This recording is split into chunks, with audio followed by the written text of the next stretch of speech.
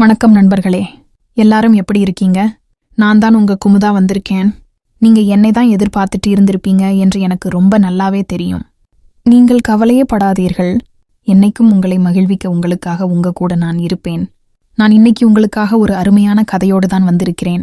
முதல்ல நீங்க எனக்கு செய்ய வேண்டியது எல்லாம் ஒண்ணு தான். வீடியோவுக்கு முதல்ல லைக்கை போட்டுட்டு நம்ம சேனலை சப்ஸ்கிரைப் பண்ணி வச்சுக்கொள்ளுங்க. இதனை தொடர்ந்தும் நிறைய புது கதைகள் வர உள்ளது. இன்னைக்கு இந்த கதையில எனக்கு தெரிஞ்ச ஒருத்தன் அவன் வேலை செய்யும் ஸ்கூலில் உள்ள ஒரு டீச்சரை எப்படி மடக்கி விளையாடினான் என்ற ஒரு சுவாரஸ்யம் கலந்த உண்மை கதையை கூறுகிறேன். முழுமையாக கேளுங்கள். கதை சூப்பரா இருக்கும். முழுமையாக இந்த கதையை பார்த்துவிட்டு உங்களோட கருத்துக்களை மறக்காமல் என்னிடம் கீழே சொல்லுங்க. கமெண்டில் உங்கள் அனைவருடனும் பேசுவதற்கு நான் ஆவலாக உள்ளேன். வாங்க இப்போ கதைக்கு போகலாம். எனது பெயர் ஜெயம். எனக்கு வயசு 27 ஆகிறது. நான் பார்க்க நடிகர் ஜெய் மாதிரி இருப்பதால் என்னை எல்லோரும் ஜெய் என்று சுருக்கி கூப்பிடுவார்கள். நான் ஒரு கிராமத்தை சேர்ந்தவன். எங்க கிராமத்தில் நான் படித்துக்கொண்டே நிறைய மற்றைய வேலைகளும் செய்வேன். இதனாலேயே எனது உடல் கொஞ்சம் கட்டுக்கோப்பாக இருக்கும். பார்க்க கொஞ்சம் கம்பீரமாக இருக்கும். எங்க கிராமத்துல நிறைய பொண்ணுங்க என்ன ஓரக்கண்ணால லுக்கு விடுங்க. நான் எங்க கிராமத்துல என் நண்பர்கள் கூட கொஞ்சம் கெத்தா சுத்திட்டு இருப்பேன். எனக்கு எங்க கிராமத்திலேயே எங்க அத்தை பொண்ணை எனக்கு கல்யாணம் பண்ணி வைக்கலாம் என்று முடிவு பண்ணாங்க. ஆனால் எனக்கு இப்போது கல்யாணம் பண்ணுவதில் கொஞ்சமும் விருப்பம் இல்லை. எனக்கு வாழ்க்கையை கொஞ்சம் நல்லா என்ஜாய் பண்ணிட்டு அதுக்கப்புறம் கல்யாணம் பண்ணலாம் என்று முடிவு பண்ணி வைத்திருந்தேன். ஆனால் எங்க வீட்லேயோ என்னை ரொம்ப தொல்லை பண்ண ஆரம்பித்து விட்டனர். நான் காலேஜ் முடிச்சிட்டு வேலை தேடப் போகிறேன் என்று கூறிவிட்டு சென்னை வந்துவிட்டேன். இப்போது சென்னையில தான் உள்ளேன். நான் எம்ஏ படிச்சிருக்கிறேன். எம்ஏ படிச்சிட்டு நாய் மாதிரி லோன்னு வேலை தேடி சுற்ற இறுதியாக ஒரு ஸ்கூல்ல வேலை கேட்க அவங்க பஸ் கண்டக்டர் வேலைதான் இருக்கு என்றார்கள். எனக்கு ரொம்பவே கஷ்டமானது. நான் படிச்ச படிப்பெல்லாம் ஒன்னுத்துக்கும் இப்போது உதவவில்லையே என்று ரொம்ப கஷ்டமானது. ஊரில் வேற கல்யாணம் இப்போது வேண்டாம் என்று சண்டை போட்டுவிட்டு வந்துவிட்டேன்.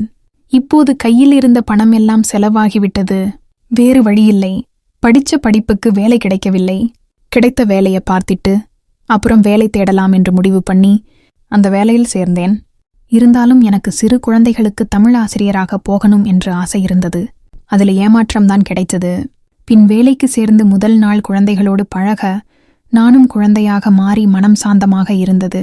கவலைகள் கனிய அவர்கள் இறங்கும்போது அவர்களுடைய பேக் வாங்கிட்டு நான் முதலில் இறங்க அப்புறம் குழந்தையை இறக்கிவிட என்று முதல் நாள் அருமையாக தான் ஓடியது. அடுத்த நாள் படிக்கட்டு பக்கத்து சீட்டில் ஒரு டீச்சர் உட்கார்ந்து இருந்தாங்க. அவங்களுக்கு பார்க்க ஒரு 30 வயசு இருக்கும். அவங்க என்ன பெரிதா கவனிக்கவில்லை. நானும் அவங்கள பெரிசா கவனிக்கல. சும்மா யாருன்னு மட்டும் பார்த்திட்டு பின் என் வேலையை பார்க்க ஆரம்பித்து விட்டேன். அடுத்த நாள் வழக்கம் போல ஸ்கூல் முடித்துவிட்டு வரும்போதுதான் அந்த டீச்சரை, அதாவது இந்த கதையின் கதாநாயகியை நன்றாக பார்த்தேன். அவள் பார்க்க அவ்வளோ அழகாக இருந்தாள். வட்டமுகம், நல்ல வெண்மை, அளவான உயரம், ரொம்ப நல்லா மெயின்டைன் பண்ண உடல்வாகு. அது இருக்க வேண்டிய இடத்துல இருக்க வேண்டிய அளவுல கச்சிதமா இருந்துச்சு. செஞ்சி வச்ச சில மாதிரி மின்னிக் கொண்டிருந்தாள். அழகோ அழகு, அப்படி ஒரு அழகை நான் என் வாழ்வில் கண்டதில்லை. பார்த்த கணமே சொக்கிவிட்டேன் என்றுதான் சொல்ல வேண்டு. பின் நான் அவளை அப்படியே பார்த்து கொண்டிருந்தேன். அவளும் என்ன பார்த்தாள். பார்க்க நான் டக்குன்னு திரும்பி விட்டேன். அவள் லேசாக ஒரு சிரிப்பு சிரித்தாள். நான் அதை ஓரக்கண்ணால் பார்த்தேன். பின் அப்படியே ஒரு 2 வாரங்கள் ஓடியது. நான் அவளை யாருக்கும் தெரியாமல் லுக்கு விட்டு கொண்டிருந்தேன். ஒரு நாள் ஸ்கூல் முடித்துவிட்டு வரும்போது மழை பெய்தது. மழை காரணமாக ரோட்டில் வெள்ளம் சேருமாக இருந்தது. அப்பொழுது நான் தான் குழந்தைகளை பத்திரமாக தூக்கி இறக்கி விடுவேன். இதை அந்த டீச்சரும் கவனித்துக் கொண்டிருந்தாள். பின் அந்த டீச்சர் இறங்கும் இடம் வந்தது. பின் அவள், என்னப்பா, குழந்தைகளை மட்டும்தான் கையை பிடித்து இறக்கி விடுவியா? ஏன் என்ன மாதிரி டீச்சர்ஸ் எல்லாம் இறக்கி விட மாட்டியா என்றால் நான், அட அப்படிலாம் இல்லா டீச்சர், கையை கொடுங்க, பத்திரமா இறக்கி விடுறேன் என்றேன். அவளும் சப்போர்ட்காக கையை கொடுத்தாள். அந்த நொடிதான் நான் அவளை முதலில் தொட்டதும் என் கை அப்படியே ஷாக் அடிச்சது போல் ஆகிவிட்டது. அவள் கை ரொம்ப சாஃப்டாக இருந்தது, பஞ்சு மாதிரி. பின் அவள் ரொம்ப தேங்க்ஸ் என்று கூறிவிட்டு கிளம்பிச் சென்று விட்டாள். நானும் கிளம்பி விட்டேன். அன்றிலிருந்து நானும் அவளும் கொஞ்சம் கொஞ்சமாக பேச ஆரம்பித்தோம். முதலில் எங்களை நாங்கள் அறிமுகம் செய்து கொண்டோம்.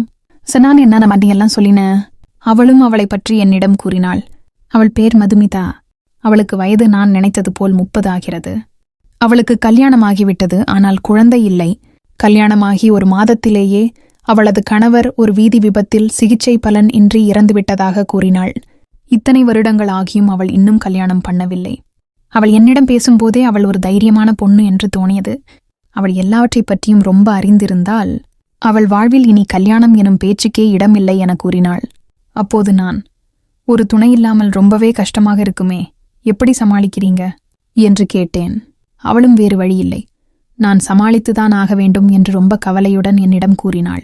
எனக்கு அவளது கதையை கேட்கும்போது ரொம்பவே கஷ்டமானது. அதே நேரம் எனக்கு அவளில் ஒரு பரிதாபமும் அக்கறையும் கலந்த ஓர் உணர்வு வந்தது. அவளது கண்ணில் அவள் எதுக்கோ ஏங்குவது போல் தோணியது. ஆனால் அது என்ன என்று எனக்கும் தெரியாது. அவளும் என்னிடம் அதை சொல்லவில்லை. பதில் சொல்லும் என்று காத்துக் கொண்டிருந்தேன். காலம் செல்லச் செல்ல எங்களுக்குள் இன்னும் அதிக புரிந்துணர்வு வந்தது. நாங்கள் இன்னும் நெருங்கிய நண்பர்களானோம். ஒரு நாள் நாங்கள் வழக்கம் போல ஸ்கூல் முடித்து விட்டு வந்து கொண்டிருந்தோம். அந்த நேரத்தில் அவள் பக்கத்துல ஒரு சீட் காலியாகத்தான் இருந்தது. அந்த நேரத்தில் அவள், எதுக்கு படியிலேயே நிக்கிற, வா வந்து உட்காரு என்று அவளுக்கு அருகில் இருந்த சீட்டை காட்டினாள். நான், இல்ல பரவாயில்லை, நீ உட்காரு என்று கூற அவள் என் கையை பிடித்து உட்கார வைத்தாள். நானும் உட்கார்ந்தேன். அதுவரை எனக்கு அவளில் எந்த எண்ணமும் வரவில்லை. ஆனால் அவள் அருகில் உட்கார்ந்த பின்னர் அவளிடம் இருந்து வந்த வாசனையும் அவளது சொக்க வைக்கும் அழகும் எனக்குள் ஏதோ உண்டானது. நான் கட்டுப்படுத்திக் கொண்டு பொறுமையாக இருந்தேன். பின் எல்லோரும் இறங்கிவிட்டார்கள். பின் பஸ்டில் நானும் அவளும் டிரைவர் அண்ணனும் தான் இருந்தோம். அந்த நேரத்தில் டிரைவர் அண்ணனின் மனைவிக்கு ஏதோ உடம்பு சரியில்லை எனவும் அவசரமாக ஹாஸ்பிடலில் சேர்த்திருப்பதாகவும் கால் வந்தது. அவர் ஏதோ வந்திற்றன் என்று பதற்றத்துடன் பேசினார். பின் என்னிடம் விடயத்தை கூறினார். நான் அவரை, அண்ணே நீங்க சீக்கிரம் கிளம்பி போங்க, மேடம் மட்டும்தானே இருக்காங்க, அவங்கள நானே இறக்கி விடறேன், நீங்க போயிட்டு என்னாச்சுன்னு பாருங்க என்று கூறினேன். டீச்சரும் அப்படியே கூறினார். பின் டிரைவர் அண்ணன் பஸ்ஸை விட்டு இறங்கி ஒரு ஆட்டோ பிடித்து அவசரமாக கிளம்பிச் சென்றார். என்ன நல்ல காலமோ தெரியல, எனக்கு இப்படி ஒரு வாய்ப்பு வந்துள்ளது. பின் நான் பஸ்ஸை எடுத்துக்கொண்டு சென்றேன். பின்னாடி உட்கார்ந்திருந்த மதுமிதா டீச்சர் முன்னாடி வந்தாள். பின் நான் அவளை இடைக்கிடைலுக்கு விட்டுக்கொண்டு பஸ்ஸை ஓட்டிச் சென்றேன். அந்த நேரத்தில் மிகவும் பலத்த காற்றுடன் பலத்த மழை பெய்து கொண்டிருந்தது.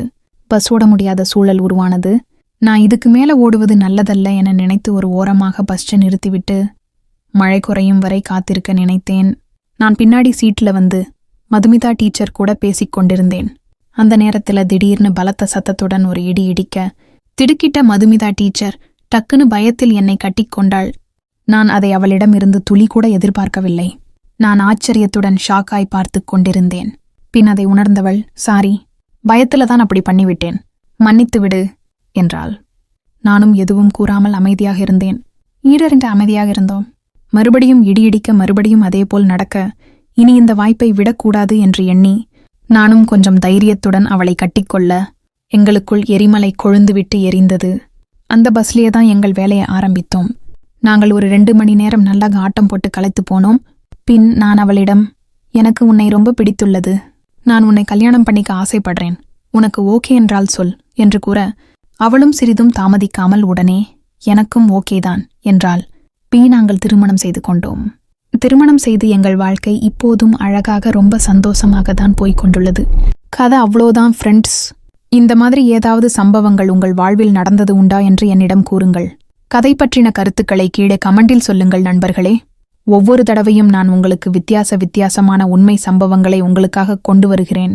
இதுபோன்ற சுவாரஸ்யமான கதைகளை பார்க்க எங்களது சேனலை சப்ஸ்கிரைப், லைக், காமெண்ட், ஷேர் பண்ணுங்கள். குமுதாவுக்கு பிடித்த நபர்களில் நீங்களும் ஒருவர் ஆகுங்கள். அடுத்து இதுபோல ஒரு அருமையான கதையோடு உங்களை சந்திக்க வருகிறேன். நான் உங்கள் தேவதை குமுதா. நன்றி.